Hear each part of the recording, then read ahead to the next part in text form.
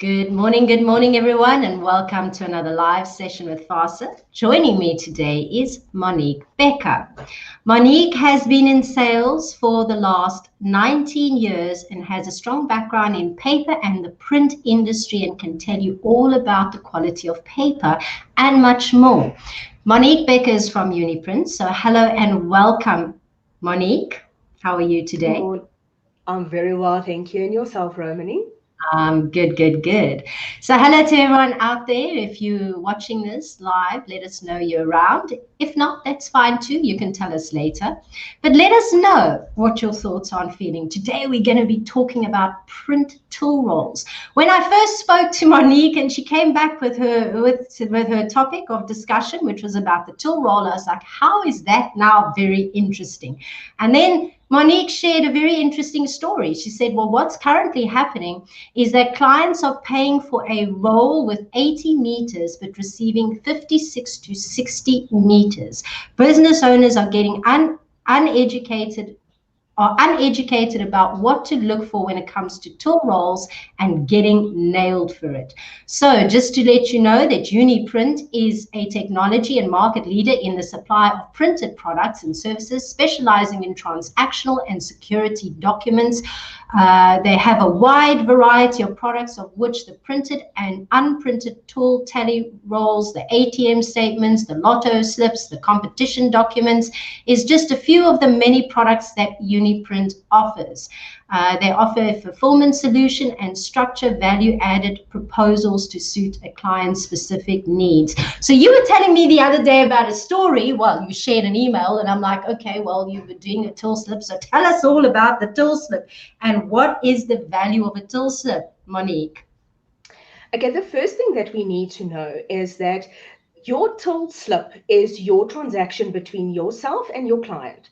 Without that till slip, a client cannot return a faulty product or something that they are unhappy with, as well as your warranty will not last if the quality of your paper is poor, because you're going to sit with a blank slip instead of something with still having the information that you need on. That's interesting because I've got a couple of blank slips here. I keep all my slips, not just for being able to return something, but also because of accounting purposes. And there's many slips that when I go back, I go, oh my goodness, I can't see anything on this till slip. It's literally almost blank. It's like the ink is just wiped off, and it's not had any water on it or nothing. It's just been stored in a file. And when you go back and you look and you go, okay, well, I can't tell what this is. But that is due to the quality of the paper that was used when manufacturing that specific product. So if you've got poor quality paper, your ink won't last as long on it, and it will then fade away much quicker than what you need it to last for. I didn't know that was paper related. I always thought that was ink related. Interesting. Okay. So you must make sure that you have good quality paper in order for the ink to stick. So how do you I like that. I'm going to use that as your slogan. Make sure you've got quality paper for the ink to stick. So tell us, how do you spot an inferior till roll? There's quite a few things that are currently happening. So the first thing is basically a till roll would be 80 millimeters and 80 millimeters in diameter. Okay. Is that the only size it comes to? Oh, I seem to have lost Monique there. I don't know how that happened. So, guys, we were talking about till rolls. Have you experienced good or bad till rolls? I'm not sure what's happened there, but we've just frozen. It might be an internet glitch. Maybe with South Africa, anything's possible. We could have load shedding. We could have loads of other stuff happening. So, yeah, we're talking about tool rolls today, the quality of tool rolls. Do you buy tool rolls in your business? Have you been a customer and received the tool rolls and they've just gone blank? Or, what is it that you've experienced when it comes to tool rolls? Let us know.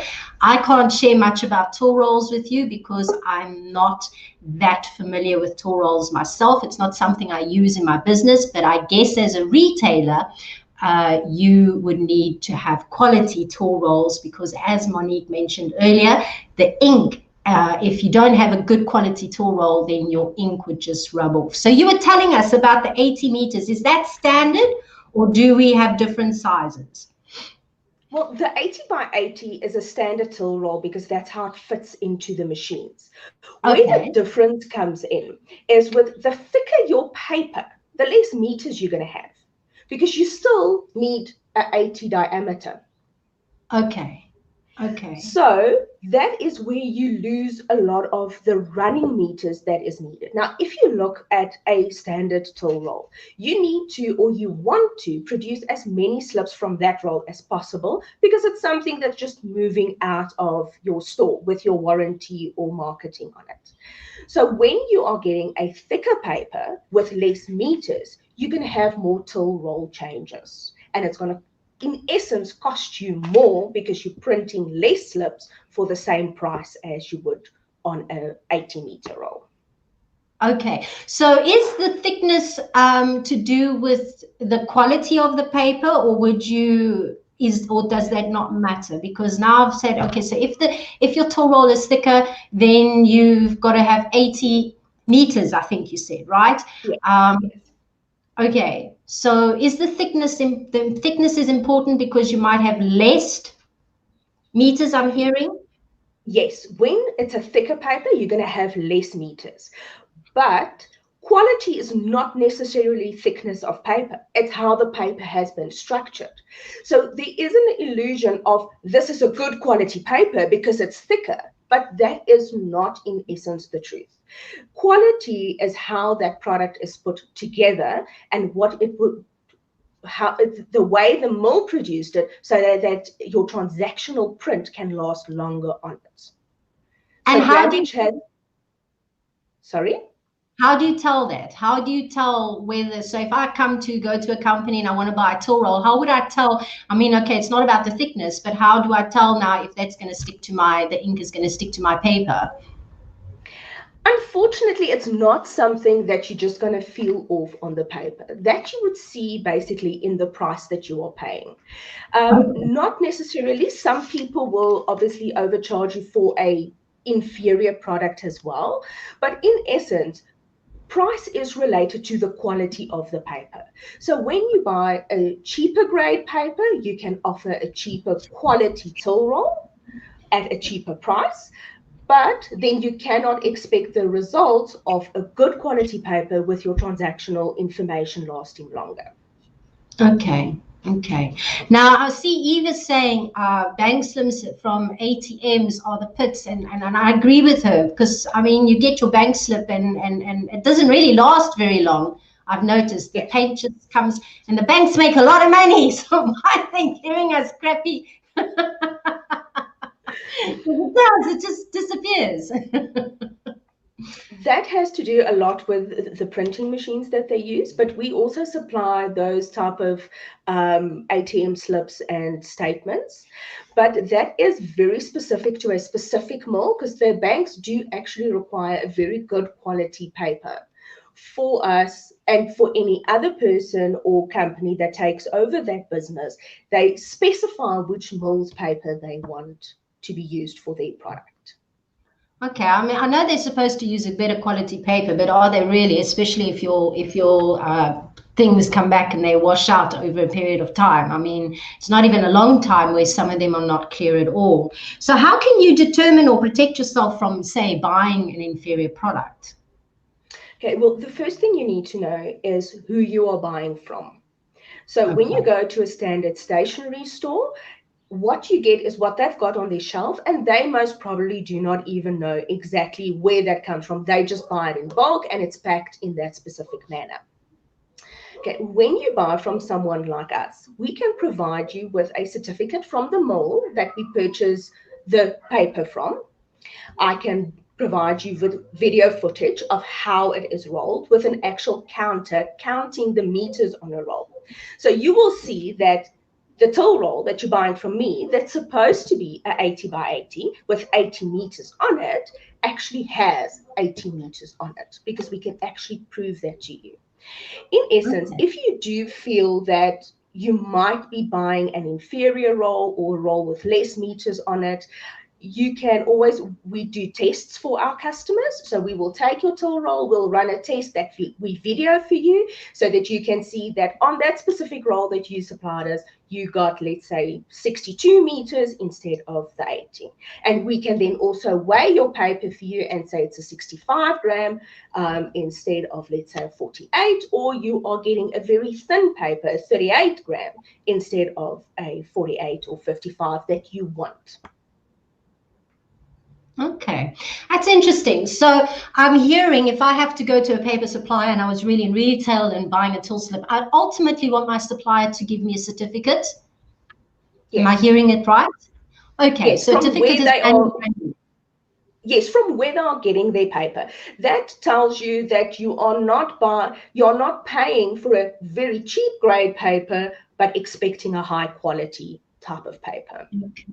Okay. Well, that's very handy. That would be a handy tip, because I mean, one can easily, and then I guess if you go to a supplier and they sell you a piece of paper and where the ink wears off, then I guess you're not going to go back to that supplier again. You probably would try someone else. So those are two tips. So yeah, I guess try first and test before you actually go and buy bulk. If you can't really, in essence, always see whether or not it's going to be a good quality print. I suppose the certificate is one of the big factors. Yes, well, your mill where you get your product from is very highly certified, and that will determine on the quality of the paper that you are getting, which will in the end be the quality of the till roll that you are getting. Okay. And is there, no, carry on. What we also need to know is the conditions in which you store your till slips will also affect how long it lasts. You know, when it gets attracted to a lot of sunlight, or it's in a space where there's a lot of elements, it will affect the print and it will wear off much sooner than when you place it in a dark, safe file somewhere. Okay.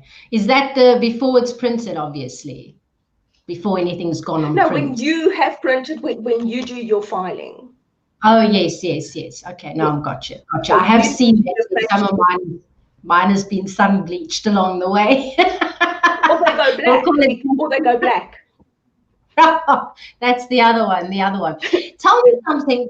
Could you recommend, or would you say that there are certain mills that you would, so if someone, say I was going now to a supplier and I'm buying a till roll and they show me the certificates, are there certain mills that you would recommend, or is it just standard blanket?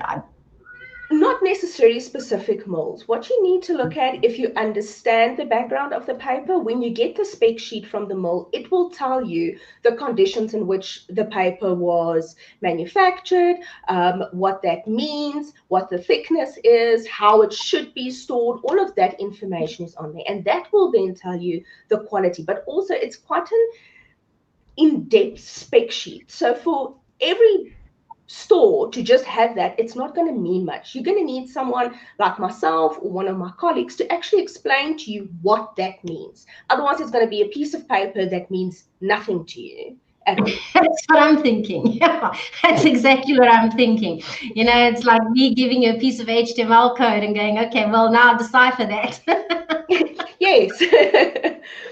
So it would be best to engage with someone with the knowledge of where they are buying their specific product from and saying, you know, this is what it means for you as the client. Because that spec sheet is quite detailed and Greek if you're not from the industry. Yeah, I can imagine. Yeah. Tell me something. How can one use a tool roll for marketing? The wonderful thing is there's a lot of companies that do at the back, they print their terms and conditions and their company logo. But a wonderful thing that you can do is you can use your little QR code. So you can use the same QR code throughout your print. So you still do your bulk printing and you do not have to change your artwork every 2 or 3 months. But every time you scan that QR code, whatever the marketing department linked to that code, whether it's a new promo of today or one of 3 months ago that they are still running, that information will pop up. So when you have your till slip and you bought from wherever 3 months ago and you want to see what the latest special is. You scan that code and your special will come up if your marketing department has linked a new special to that or a new promotion. Oh, wow. So you never really have to change your QR code. It's always the same. No. It's the information that's stored in that. So if I have a till slip, just to be clear, to make the audience understand this nicely, is that so I have a till slip that's probably 2 years old, but if there's a QR code on the back of that till slip, I can go and scan it to see exactly what special offers are in there or not at that Correct. time. Oh, Correct. wow, that's quite handy. Oh, that's quite Yes. handy. That could give you a marketing piece that would last a lot longer if you think about it. I mean, it's like when I think about online marketing, people forget that one article published sits there for a lifetime. So when you try and quantify return on investment, it's the same with a till slip. You have that one piece of marketing. So it's a good investment to invest in getting your QR code set up, get it on the till slip, and then having your specials run. Yes, and And a the month. nice thing is you as your marketing department can change that as frequently as they like. So if you Yeah. want to run a daily special, you can update that daily or monthly or quarterly, whatever suits you best. But your printing remains the same. So you don't have the hassle of having to sign off new artwork every month or second month. It stays the same. Wow, that's quite handy. That's, I must say, could actually get someone to start maybe keeping their till slips a little bit more. It may be, yeah, I mean, and that would be a good marketing and advertising piece to remind people of your specials. It's almost like, well, I don't need a newspaper to be delivered to me to remind me of my weekly specials. I just need to keep one of these till slips. I just need my slip and scan it, and off I go. I know exactly what the specials for the week or the month is with this specific company. So, yes, it's a Wow. very, very lovely tool to have at shorthand.